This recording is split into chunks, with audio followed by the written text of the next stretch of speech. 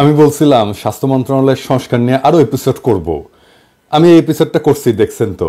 আজকে আরো কিছু বিষয় নিয়ে টাচ করবো। তো আহানকারের স্বাস্থ্য প্রতিমন্ত্রী মানে সাইদুর রহমান খসরু ভাই পরশুদিন ফোন দিয়েছিলেন, কইলেন যে আপনার আগের এপিসোডের প্রত্যেকটা ইস্যু নিয়ে কাজ করতেছি আমরা, খুব দ্রুত ক্যান্সারের ওষুধের ভ্যাট শূন্য করে দেওয়া হবে আলহামদুলিল্লাহ।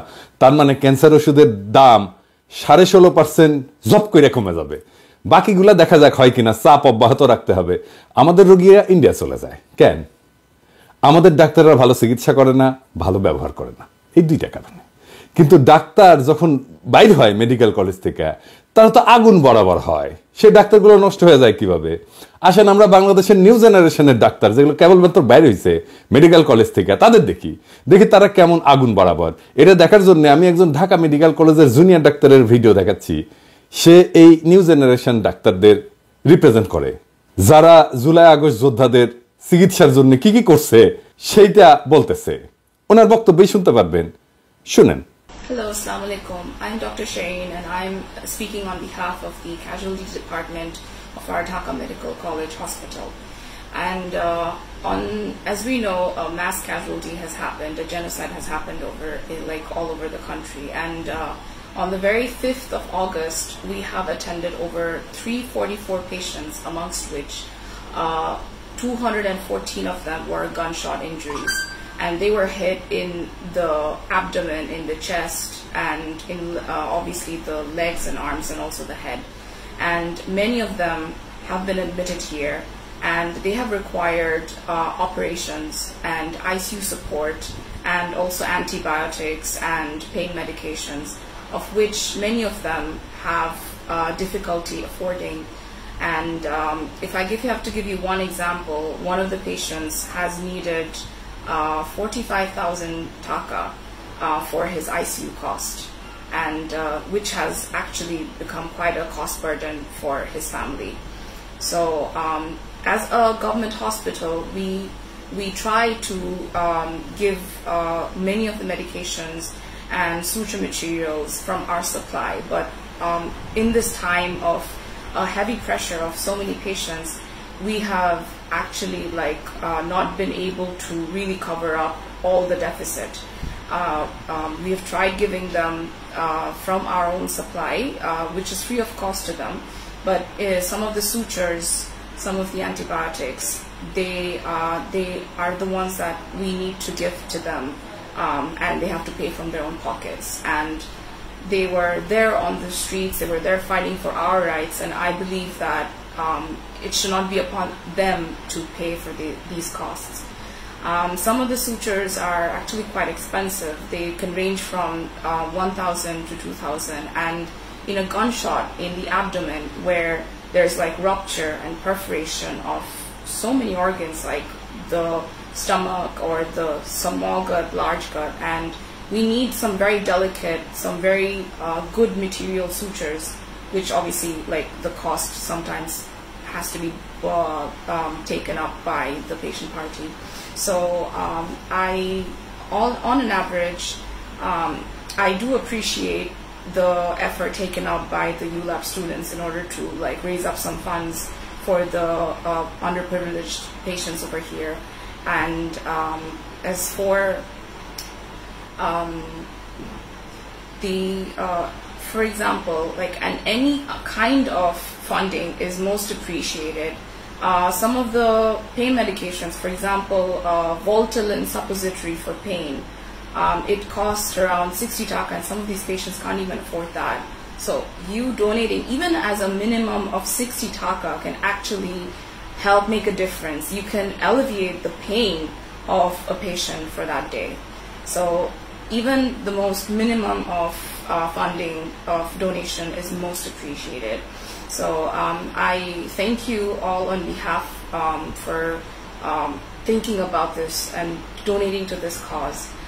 Thank you to the ULAB community as well for thinking of this approach. Thank you. এই আগুন বরাবর ডাক্তারেরা বেটার ম্যানেজমেন্ট ডিজার্ভ করে না? এরা বেটার লিডারশিপ ডিজার্ভ করে না? এই আগুন বরাবর ডাক্তারদের হাতে পাইয়া বাংলাদেশের রোগীদের যদি ইন্ডিয়া দৌড়াইতে হয়, তাহলে সমস্যা আসলে অন্য জায়গায়। আমি আজকে সেই জায়গায় হাত দেব। কেন এই আগুন বরাবর ডাক্তারদেরকে দিয়া বাংলাদেশের স্বাস্থ্য ব্যবস্থা ভালো করা যাইতেছে না, কেন বাংলাদেশের রোগীরা বিদেশে পাড়ি দেয়, ইন্ডিয়ায় পাড়ি দেয়। আসেন আল্লাহ শুরু করি আল্লাহর নামে। আমাদের স্বাস্থ্য ব্যবস্থার একটা বড় সংকট হইতেছে রোগীরা ডাক্তারদের উপরে আস্থা পায় না। ডাক্তার সাহেবরা কিছু মনে করেন না, এই আস্থার সংকটের কারণ আছে, এটা সর্বাংশে মিথ্যা না। খুব আস্থায় নেওয়া যায় এমন ডাক্তারের সংখ্যা খুব নগণ্য, এবং যাদেরকে আস্থায় নেওয়া যায় তাদের একটা বিশেষ যোগ্যতা আছে। আমি সে বিষয়ে আলাপ করব একটা নিজের ব্যক্তিগত অভিজ্ঞতা থেকে। আপনারা জানেন যে বাংলাদেশের ডাক্তারদের, ভেরি সিনিয়র ডাক্তারদের সাথে আমার বন্ধুত্ব আছে, এমনকি এই যে খসু ভাই, ও আমার সিনিয়র ফ্রেন্ড। তো আমি আমার নিজের স্বাস্থ্য সমস্যার জন্য খুব অল্প কিছু মানুষের উপর ভরসা করতাম। কেন করতাম সেটার আবার কারণ আছে। এর মধ্যে একজন হইতেছেন প্রফেসর এফ এম সিদ্দিকী। ওনার মতো ফাইন মেডিসিন স্পেশালিস্ট আমি ইউরোপেই দেখছি শুধু। ইনফ্যাক্ট উনি ইউরোপে ট্রেন্ড, এই জন্যই এই লেভেলের স্কিল ছিল উনার। আমি উনারে নিয়ে ফেসবুকে লিখছিলাম। তাও আবার বলি, তাইলে বাংলাদেশের স্বাস্থ্য সমস্যার একটা দিক আমরা ভালোভাবে বুঝতে পারবো। প্রফেসর এফ এম সিদ্দিকী উনি বিএনপি ঘনিষ্ঠ চিকিৎসক, এটা সন্দেহ নাই। উনি খালেদা জিয়ার চিকিৎসক, মেডিসিনের প্রফেসর। আমাকে যদি বাংলাদেশের সমসাময়িক মেডিসিনের সেরা ডাক্তার হিসেবে র্যাঙ্ক করতে বলা হয়, আমি উনাকে করতাম। আমি নিজের চিকিৎসাও বাংলাদেশে থাকতে উনাকে দিয়েই করাইতাম। উনার শুধু মেডিকেল নলেজ না, উনার সাথে আলাপ করা যায় সব বিষয় নিয়ে। ধরেন মিউজিক, রাজনীতি, সমাজ, টপস আর্ট, সোশ্যাল সাইকোলজি, কি না। পড়াইতেন অদ্ভুত দক্ষতায়, রোগী দেখতেন পরম মমতায়। তীক্ষ্ণ দৃষ্টি দিয়া উনি মুহূর্তেই ডায়াগনোসিস করে ফেলতেন। দুর্দান্ত ইংরেজি বলতেন। একটা ইনস্টিটিউশনাল প্রবলেম সলভ করার, নেগোশিয়েট করার দক্ষতা ছিল অপূর্ব। গানের গলা সুন্দর, রিসার্চের দক্ষতা অসাধারণ, চমৎকার ভরাট গলা, সুঠাম দেহ, 6 ফুট লম্বা। সবচাইতে সুন্দর হইতেছেন ওনার হাসিটা। উনি যখন হাসতেন তখন 4-5টা আলো হয়ে যেত। ওনার যৌবনে উনি কত তরুণীর হৃদয় ভাঙছেন আল্লাহ জানেন, ভাবি আমার মাফ করে দিয়েন। যাই হোক, একবার উনি ঢাকা মেডিকেল কলেজের শিক্ষক সংখ্যা বাড়াইবেন, তখন খালেদা জিয়ার সরকার ক্ষমতায়। তো এইটার জন্য উনি একটা ফিল্ম বানাইলেন, বেশি বড় না, এই 5-10 মিনিটের হবে। ন্যারেট করলেন উনি নিজের গলায়। আমি কিছু অ্যানিমেশন আর এডিটিং এর কাজ করে দিছিলাম। প্রথমে এইটা উনি দেখাইলেন হেলথ মিনিস্টার মোশাররফ সাহেবকে। হেলথ মিনিস্টারকে আর কিছু ব্যাখ্যা করতে হইল না, উনি ওই দিনই ক্লিপটা নিয়ে খালেদা জিয়ারে দেখাইলেন। খালেদা জিয়ারও হেলথ মিনিস্টারকে কোনো ব্যাখ্যা করতে হয়নি। পাশ হয়ে গেল অতিরিক্ত পদ। আজকে ঢাকা মেডিকেল কলেজে যে পদগুলো দেখেন মেডিসিনে, সেই পদগুলো উনার পাশ করে দেওয়া, ওই যে ওই 5-10 মিনিটের ভিডিও দিয়া। তো ইংল্যান্ডে পড়াশোনা করছিলেন, এই পড়ার দেশে আসছিলেন কিছু দিতে। হাসিনা এসে উনারে দিনাজপুর মেডিকেল কলেজে ট্রান্সফার করে দিল। তারপরে আইডিসিআর একটা নন ক্লিনিক্যাল পদে উনারা এসে বসায় রাখলো, ওইখান থেকে রিটায়ার করলেন উনি।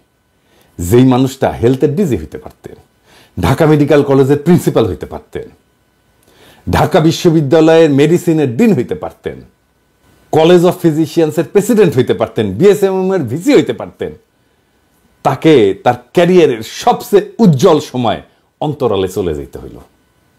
কেন? উনার অপরাধ উনি ভালো ডাক্তার, উনার অপরাধ উনি একজন দক্ষ মানুষ। উনি শিক্ষকতায় থাকলেন 1000 জন প্রফেসর এফ এম সিদ্দিকী তৈরি করতে পারতেন, তিনি কিছুই পারলেন না, করতে দেওয়া হইল না। বাংলাদেশের বেস্ট মাইন্ডগুলোকে কখনোই বাংলাদেশে জায়গা দেওয়া হয় না, এটা খেয়াল রাখবেন। উনার একমাত্র অযোগ্যতা উনার মেধার দক্ষতা। বাংলাদেশে মেধার দক্ষতা থাকলে আপনি মরিছেন, সেই সাথে যদি আমার দেশের প্রাণ থাকে তাহলে আপনি গেছেন, শেষ। যাই হোক, উনি কেমনে ওনার ক্লিনিক্যাল এক্সপার্টাইজ ঠিক রাখতেন, এটা আমি ওনার খুব কাছে থেকে দেখছি। উনার আবার একটা মিশন ছিল, উনি আমার বলতেন আর কি, যে পিনাকি আপনি ডায়মন্ড খনি থেকে কেবল বেড়েছেন, হ্যাঁ, খালি কাটতে হবে ঠিক মতো আপনাদের, তাইলে শাইন করবেন। তো উনি আমার কাটতেন আর কি ঠিক মতো। হ্যাঁ, তাই প্রত্যেকদিন উনি যা যা পড়তেন আমার পাঠাইতেন। তো কাজ হয়েছিল, ওইটাতে কাজ হয়েছিল মেডস্কেপের সাথে উনি আমার পরিচয় করাই দেন। সেদিন হয়তো উনি ভাবেন নাই যে ওই মেডস্কেপের সাথে পিনাকি একদিন কাজ করবে গ্লোবাল স্কেলে। আপ টু ডেট উনি প্রথম ইউজ করেন বাংলাদেশে। এভিডেন্স বেসড মেডিসিন কথাটা ওনার কাছে প্রথম শুনি। উনি যখন গ্লোবাল এক্সপার্টদের সাথে কথা বলতেন না, নানা সময় আমি ওনার সাথে গেছি, বিভিন্ন জায়গায় বিভিন্ন কনফারেন্সে গেছি, দেশেও ওনারা আসছে গ্লোবাল এক্সপার্টরা। উনি যখন কথা বলতেন মুগ্ধ হয়ে যেতেন ওনারা, শুনতেন যখন। আমাদের ডাক্তারদের দক্ষতা এই জায়গাটায় এসে মাইর খায়, ডাক্তাররা আপ টু ডেট না। আমাদের একটা মেডিকেল কাউন্সিল আছে, রেজিস্ট্রেশন দেয় ডাক্তারদের, কিছু মাদার বোর্ড আছে ওইখানে, কোনো কাম নাই, খালি রেজিস্ট্রেশন নিতে গেলে টেকা নেয় আর এটা সাইন করে দেয়, ওটাই হচ্ছে ওদের কাজ। এই ইন্টার্নশিপ শেষ করে পার্মানেন্ট রেজিস্ট্রেশন নিতে গেছি আমি ওই বিজয়নগরে। তো সবার কাছে টাকা নিচ্ছে, কত টাকা মনে নাই, বোধহয় 50 টাকা বা 100 টাকা আর কি। খেলা ক্যাঙ্কা লাগে বলেন, পাশ করে পেশায় ঢুকবো, সেটা নিতে গেলে টাকা দিতে হবে কেরানিক, তাছাড়া আপনি রেজিস্ট্রেশনই পাবেন না। 5 বছর পর এটা রিনিউ করে। আপনি রেজিস্ট্রেশন সার্টিফিকেট নিয়ে যাবেন, টাকা দিবেন, এটা সিল মারবে, আর আপনার রিনিউয়াল হয়ে গেল। আপনি 5 বছর টেম্পু চালিয়েছেন কিনা না ডাক্তারি করেছেন সেটা চেক করবে না কেউ। তো ওইটা থাকার দরকার কি ওইখানে? এটা সিল মারার জন্য ওটি বসে আছে, এটা কোনো কাম হইলো? বসে বসে বেতন নিচ্ছে, এটা সিল মেরে দিল আর আপনার রিনিউ হয়ে গেল। তাহলে তো দরকারই নাই ওই জিনিসের, যদি চেক না করে। ডাক্তারি এমন একটা পেশা যে এটা সারাক্ষণ আপডেটেড থাকতে হয়। মেডলাইনে মানে যেটি আসলে সব জায়গায় সব ডাক্তারি জিনিসপত্র থাকে আর কি, রিসার্চগুলো থাকে, ওখানে প্রত্যেক দিন 2 থেকে 4 হাজার নতুন গবেষণা যুক্ত হয়। আপনি পড়বেন কোনটা? এই জন্য পশ্চিমে হাইলি স্পেশালাইজ লোকেরা আছে যারা সাইকা তোলে যা যা পড়া দরকার, এইগুলো নিয়ে ওটাতে বলে কন্টিনিউড মেডিকেল এডুকেশন, কন্টেন্ট বানায়। আমি কাজ করছি ইউরোপে, এখন অন্য কাজ করি, মেডস্কেপের সাথেও করেছি, ওয়াইলির সাথে করছি পার্টনারশিপে, এমনকি নিজেও বানাইছি কন্টেন্ট যেটা ইউরোপিয়ান সেমি অ্যাক্রিডিয়েটেড। দারুণ দারুণ সব কন্টেন্ট বানাইছি। একটা গল্প বলি, ইন্টারেস্টিং এই সেমি কন্টেন্ট বানানো নিয়ে। আমার ইংল্যান্ডে 2 জন ডাক্তারের সাথে কাজ করতে হবে আর কি, এইটা 2022 সালের কথা। তো একজন সাদা চামড়ার, একজন আমাদের এলাকার মানে আমাদের অঞ্চলের আর কি, মানে ওই অঞ্চলের, নামটা মুসলিম কিন্তু চেহারা মিক্সড, অনেকটা পাকিস্তানিদের মতো। তো আমি ওরে খুঁজে পেয়েছিলাম মেডস্কেপে, ভালো ট্রেনার, জিপি ট্রেনার।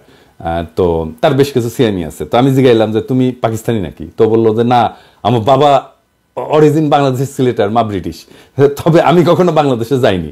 ও এনএইচএস এর জিপিদের ডার্মাটোলজি ট্রেনিং করায়, সার্টিফাইড জিপি ট্রেনার। তো আমারও তো আমরা অ্যাটোপিক ডার্মাটাইটিস নিয়ে একটা সিএমই করব জিপিদের জন্য। তো এখন রেকর্ড করতে হবে ভিডিও, 50 মিনিটের ফাইনাল ফুটেজ হবে। তো স্টুডিও লাগবে ভালো, কারো তো চিনি না ইংল্যান্ডে। তো ইংল্যান্ডের কলিগদের বললাম, কয়েকজনকে কমেন্ট করলো, কাজ আর রেট দেখা পোষায় না, আমার বাজেটে কুলায় না। যাই হোক, এমন সময় রিফাত হাসান, মানে এই রিফাত হাসান, ও কিন্তু অনেকদিন থেকে আমার গ্রাফিক ডিজাইনের কাজ করে। আমি ওর গ্রাফিক ডিজাইনের কাজের খুবই ভক্ত। আমি ঢাকায় থাকতে আমার কোম্পানির সব গ্রাফিক ডিজাইনের কাজ ওই করতো। ওর কাজ খুবই ভালো, গ্লোবাল স্ট্যান্ডার্ডে। আমার বইগুলোর প্রচ্ছদ, ইলাস্ট্রেশন সব কিন্তু ওর করা। এখানেও কাজ করেছে আমার কোম্পানিতে কিছু, হ্যাঁ, প্রশংসা পাইছে খুব। তো রিফাত বললো যে বান্না তো লন্ডনে থাকে এখন, ওই বান্নাও আমার সাথে কাজ করতো ঢাকায়। আমার বাবার যে ডকুমেন্টারিটা দেখেন না, ওটাও বান্নার বানানো। তো বান্নার সাথে যোগাযোগ হইলো, কাজ করলো, অসাধারণ কাজ করলো বান্না। আমাদের ইন হাউস বানানো বেস্ট প্রোডাকশন হইলো, 2টা করছিল। তো এই যে 1 ঘন্টার একটা সিএমই, এইটা অংশ নিলে পুরাটা কমপ্লিট করে এটা পরীক্ষা দিলে একটা সার্টিফিকেট পাবেন। তো আমরা যে কন্টেন্ট বানাই, কন্টেন্ট বানানোর পরে আমরা এটা জমা দিই অ্যাক্রিডিটেশনের জন্য। আমরা জমা দিই European accreditation council for continuing medical education, এই নাম হচ্ছে EACCME। তারা সিএমই ক্রেডিট সার্টিফাই করে দেয়। তারপরে আমরা সেটা কোনো সাইটে আপ করি, যারা সিএমই কন্টেন্ট চালায়, বানায়। তো আমি যেটা করছিলাম ওই বান্নাকে নিয়ে অন্য জায়গায় অন্য ভিডিওগ্রাফি, অন্যরা দিয়ে ভিডিওগ্রাফি করছিলাম। এটা চাইলে আপনি মেডস্কেপকে দিয়েও করাইতে পারেন। 1 ঘন্টা বা প্রেসাইজলি এটা 50 মিনিটের সিএমই করতে এটা 1 সিএমই ক্রেডিট হয়। মেডস্কেপ কম করে হলেও $2 লাখ নেয়, আরও কমেও করে অনেকে, ভালো কাজ করে। ধরেন $10,000 ভালো কন্টেন্ট করে দেয়, হয়তো রিস হবে না অত বেশি মেডস্কেপের মতো। তো একজন ডাক্তারকে রেজিস্ট্রেশন রিনিউ করার জন্য বছরে 50 ক্রেডিট আর্ন করতে হয় ইউরোপে।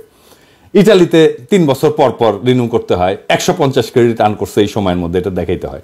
সার্টিফিকেট হলে সরাসরি চলে যায় ওই রেজিস্ট্রেশন যারা রিনিউ করে। ইন্ডিয়াতেও কিন্তু এটা লাগে, ওদের মনে হয় 30 ক্রেডিট লাগে 5 বছরে, মানে 5 বছরে 30 ঘন্টা পড়তে হবে।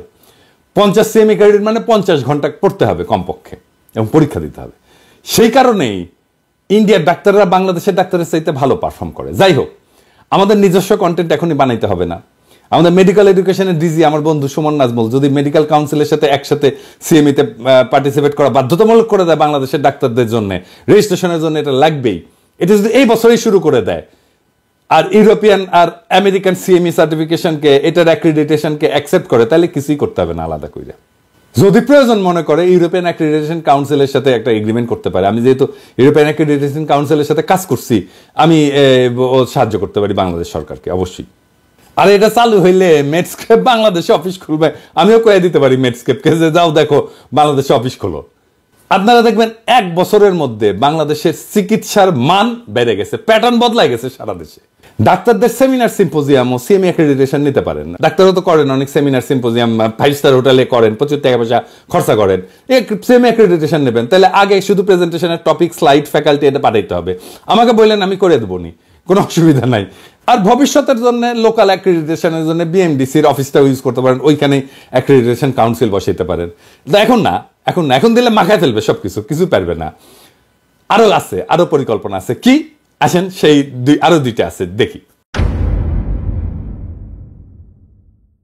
স্বাস্থ্য মন্ত্রণালয়কে স্বাস্থ্যকর্মী এদের কাছে যাইতে হবে, ডাক্তার, স্বাস্থ্যকর্মী, নার্স এদের কাছে যাইতে হবে।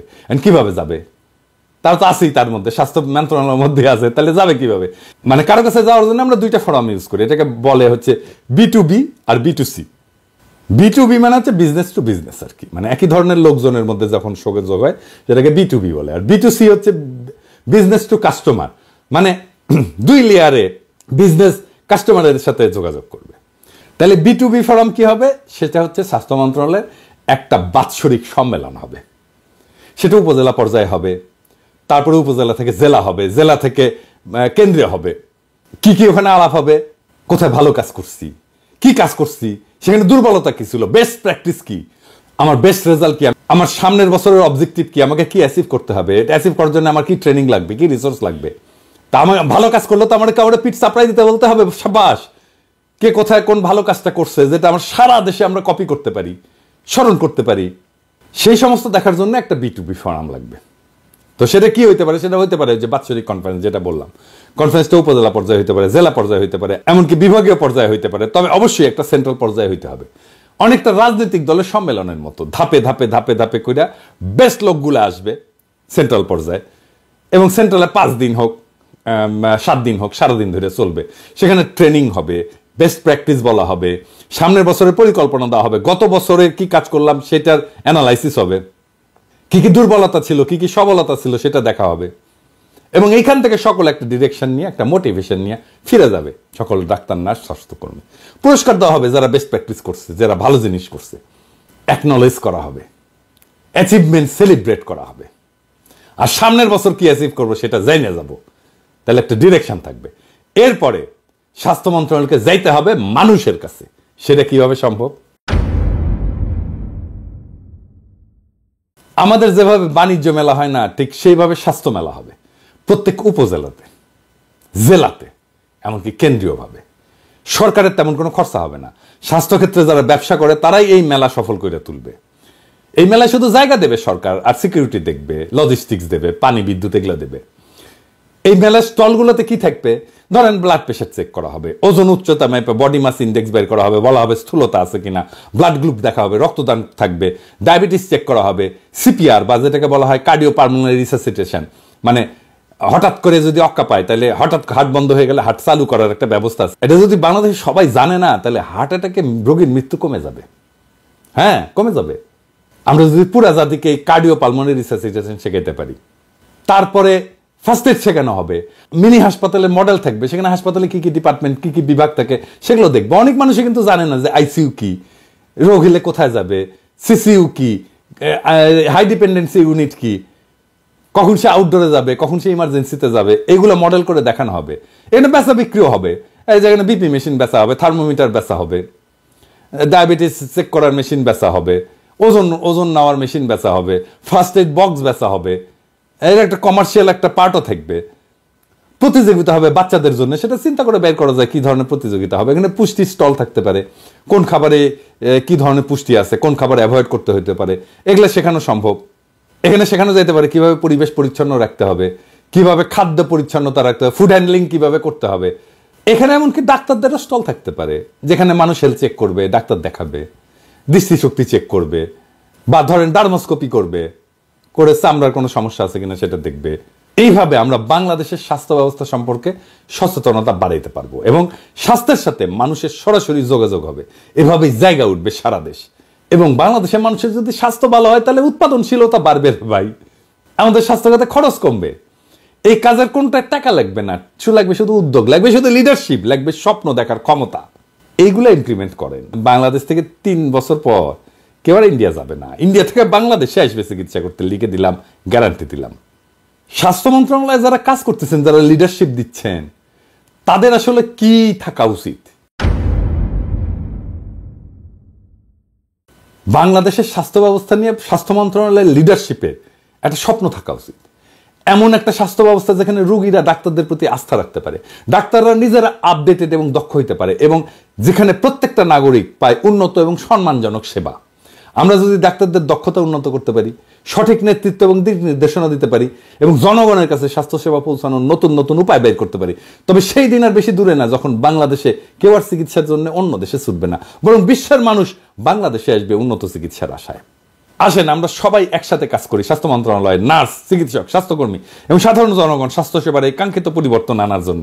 এটা কোনো অসম্ভব স্বপ্ন না, এটা একটা বাস্তবসম্মত স্বপ্ন। এটা একটা বাস্তবতা হইতে পারে যদি সবাই আমরা উদ্যোগ নিই, নেতৃত্ব দিই, স্বপ্ন দেখি এবং বাংলাদেশকে একটা স্বাস্থ্যসেবার মডেল দেশে রূপান্তরিত করার জন্য ঐক্যবদ্ধভাবে আগায় যাই এবং মিশনটা নেই। যদি মনে করি আমরা যাব, আমরা যেতে পারবো। সাধারণ মানুষের জীবনের মানের উন্নয়নে এই উদ্যোগ, স্বাস্থ্যের উদ্যোগ আমাদের পথ দেখাবে, এবং একদিন আমরা গর্ব করে বলতে পারবো বাংলাদেশের ডাক্তারেরা, নার্সরা, স্বাস্থ্যকর্মীরা শুধু রোগী না, পুরা জাতিকে সুস্থ রাখার শপথ নিয়ে এগিয়ে চলছে। ইনকিলাব জিন্দাবাদ।